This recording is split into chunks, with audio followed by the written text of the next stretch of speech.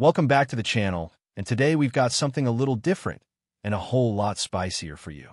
Yes, it's the bye week for the Bills, but that doesn't mean we're taking time off. Quite the opposite. We decided to turn up the heat, literally. We teamed up with Karma Sauces for a special edition of the pod, Hot Wings meets Hot Takes. As we dive into your burning questions about this Bills team, we're also taking on hotter and hotter wings. Spoiler alert, the sauces weren't the only thing that got spicy. And before we even get into the wings, let's address the obvious. Dan's out for this one, under the weather, day-to-day, as they say in the league. He toughed it out through the Falcons game down in Atlanta, played through it, gave it everything, but couldn't make the trip to the table today. Still, he would have absolutely loved this chaos. We'll save a wing for him, probably the hottest one. That's fair, right? So, on deck for today, wings, questions, and a special guest who brings the same energy and passion we love to see in the Mafia. Ernie Clement, Major League baller, Western New Yorker, and die-hard Bills fan. We'll get to him later in the episode, and trust me, he delivers. But first, let's check the temperature. And I'm not just talking Scovilles. Where are the Bills right now? Honestly, they needed this break. Not just for bodies to recover, not just to reset the game plan. They needed a breather from themselves. 2 brutal losses, mistakes piling up, energy lacking, execution off. It's been rough. We've seen this team have slow starts before, but something feels off lately, and we're not the only ones who feel it. The offense seems stuck between identities. The defense? Hanging on with duct tape and heart. You can point to injuries, missing pieces, inconsistency. All valid. But even deeper than that, it's like this team forgot who they are. You need those statement drives. You need that edge. You need that Josh Allen swagger. And lately, it's been hard to find. Now, let's get into it. First wing, first question. Sauce number 1, appropriately called Jalapeno.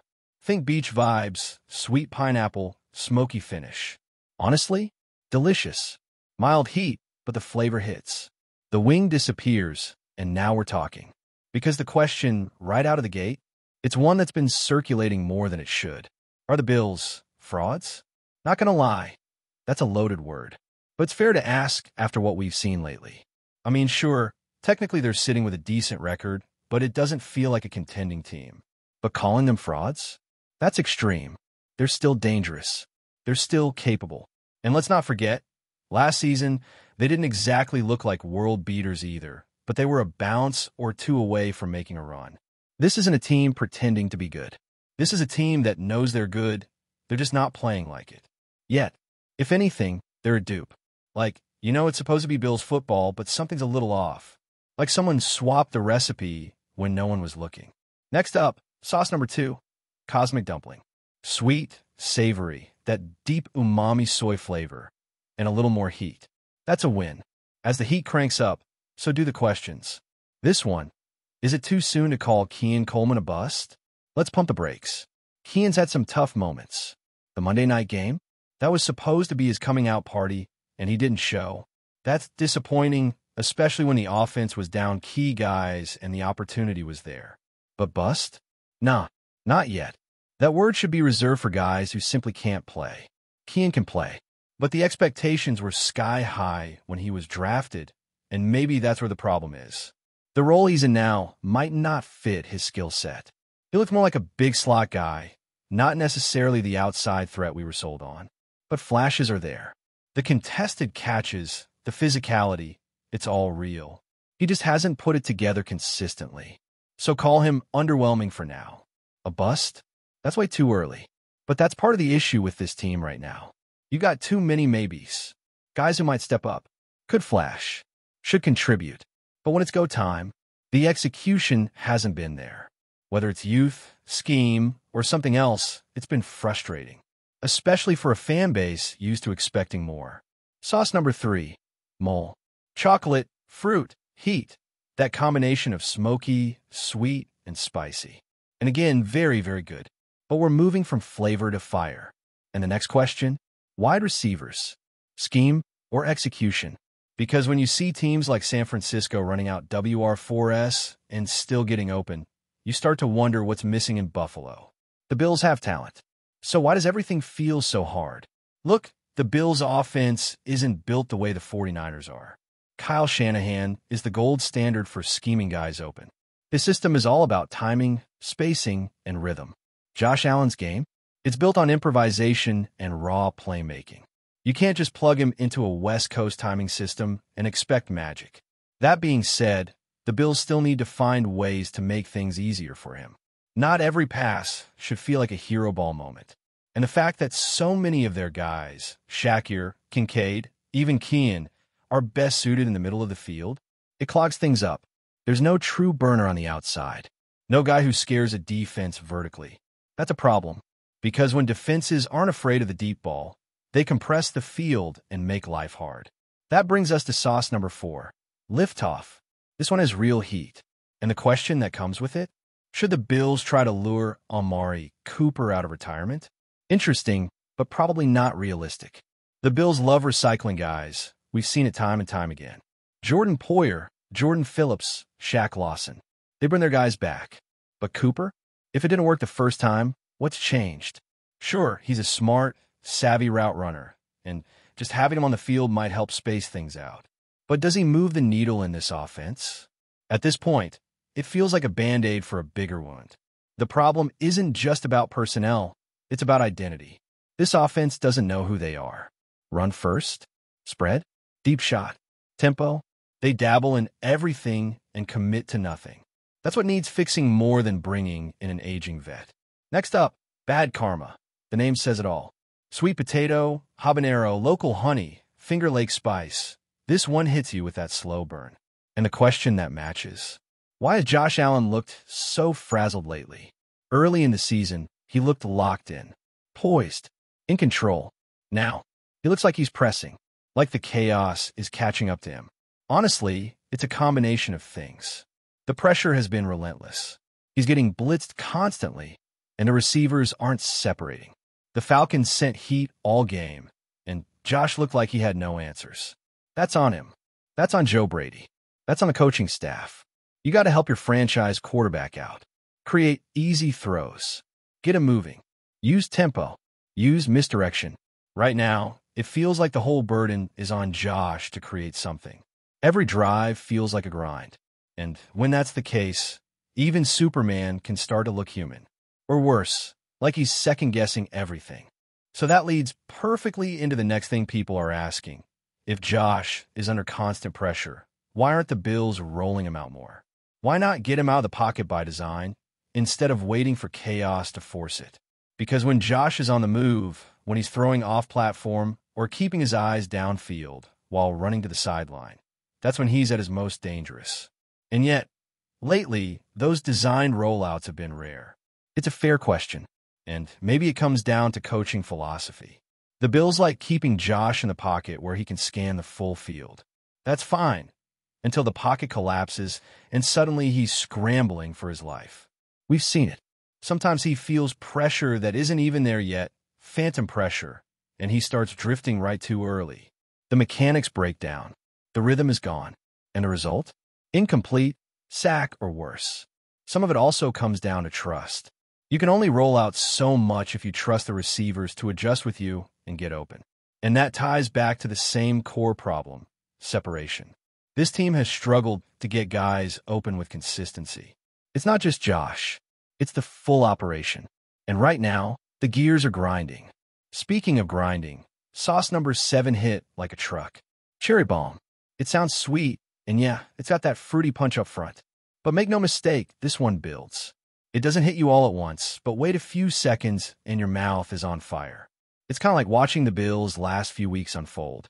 Starts fine, looks good, and then suddenly you're panicking with a wet napkin in each hand. And then came a question that probably had Josh Allen's name trending on every message board in the 7-16. Has getting married dulled his edge? Look, I get the frustration. Fans want answers when things go sideways.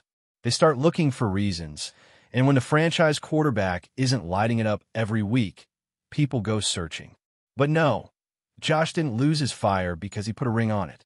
This isn't a rom-com plot. He didn't turn into a softie overnight. This is a guy who's still competitive as hell. Still taking hits, still diving for first downs, still fighting for every yard. What changed is that defenses adjusted. The Falcons blitzed him to death, and the Bills didn't have answers. The O-line got beat. The receivers didn't win. And Josh, he pressed. He tried to make something out of nothing on every play, and that never ends well. But don't chalk it up to his personal life. That's lazy analysis. Now, as the heat kept climbing, so did the stakes. Ghost Island. Now, this was a game changer. Caribbean spice, curry, lime, mango, and just pure fire. This one doesn't mess around. And the question that came with it? If you could pluck one player from any team in the league and drop him on the Bills right now, who would it be? For me? Easy. Kyle Hamilton. That guy is a monster. Versatile, smart, physical. He could shore up the back end of this defense immediately. He's the kind of player you build around, and honestly, he's exactly what this defense needs. But if you're looking on the offensive side of the ball, Justin Jefferson. Full stop. Can you imagine Josh Allen throwing to Justin Jefferson? That combo would be a nightmare for opposing defenses. He's explosive, he's a technician, and he changes the way you have to play coverage. But let's be real. Brandon Beane's not pulling off a blockbuster like that midseason. Still, we can dream. Back to reality. And back to the hot sauce from hell, Carnival. This one was legit. Extra hot. Tears in your eyes, hands shaking kind of hot. And the next question matched the pain. If McDermott were to be let go, and that's a big if, who would you want to replace him? Here's the thing. It's easy to say fire the coach when a team is underperforming. But then what? Who's coming in? You want a name who can get this team over the hump. Not just maintain, but win. That's a short list. Mike Tomlin? Not leaving Pittsburgh. Sean McVay? Staying in L.A. Andy Reid? Please. Brian Daboll? Maybe. He has ties to Josh and knows the building. But he hasn't exactly crushed it in New York. Doug Peterson won a Super Bowl, sure, but the Jags aren't giving him up. So what are you left with? A college coach? That's risky. An unproven coordinator? That's a reset. The truth is, McDermott's leash is longer than people think, especially with the ownership dynamics in Buffalo. The Sabres haven't been stable in years, and McDermott brought order, discipline, and multiple playoff runs. You don't toss that unless you're absolutely sure the next guy is better. And right now, there's no obvious upgrade sitting out there. And at this point in the pod, things were starting to unravel. Cosmic Disco. That sauce had scorpion peppers, soy, heat, and chaos. One bite, and it was like static in your mouth. Your tongue starts buzzing. Your brain starts buffering. And then the question hits, what's wrong with the run defense? Short answer? Everything. Gap control, missed tackles, linebackers in the wrong spot. All of it. It's not one guy. It's not just scheme. It's the kind of issue that snowballs fast. And when the opposing team is ripping off chunk plays and pushing your defensive line around, that's soul-crushing. We saw in the first half against Atlanta. The defense couldn't get off the field, couldn't set the edge, couldn't tackle in space. And when they did finally clamp down in the second half, it was too little too late. This team needs a reset, not just in attitude, but in execution. Before we dive back in, make sure to hit that subscribe button and give this video a thumbs up. Your support helps us keep delivering the latest Buffalo Bills updates straight to your screen. And hey, don't hold back. Let us know your thoughts on today's news down in the comments.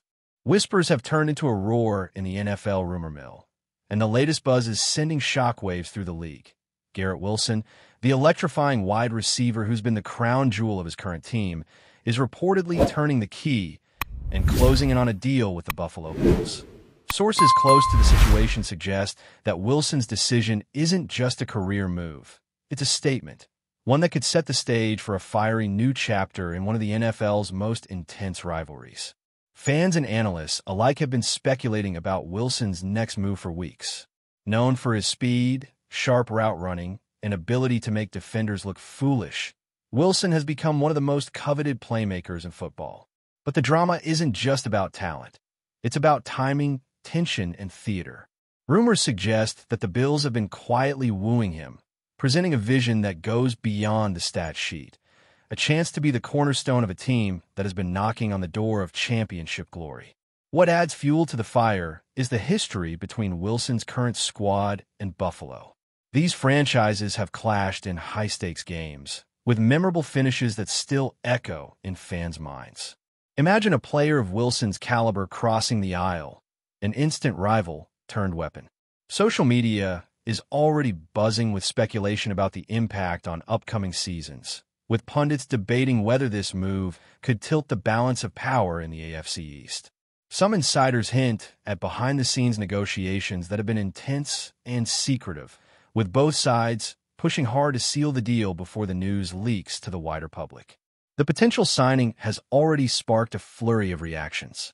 Commentators are dissecting every angle, from salary cap implications to how Wilson's presence could redefine Buffalo's offensive strategy. Meanwhile, fans of his current team are bracing for heartbreak, while Bills supporters are daring to dream of a new era where Garrett Wilson could become the face of their attack. The rivalry is about to get hotter, and if these rumors hold any weight, the next NFL season might be one of the most talked about in recent memory. That's a wrap for now. If you enjoyed the video and want to stay on top of all things Buffalo Bills, make sure to subscribe and hit that like button. We'd love to hear what you think in the comments. See you in the next update.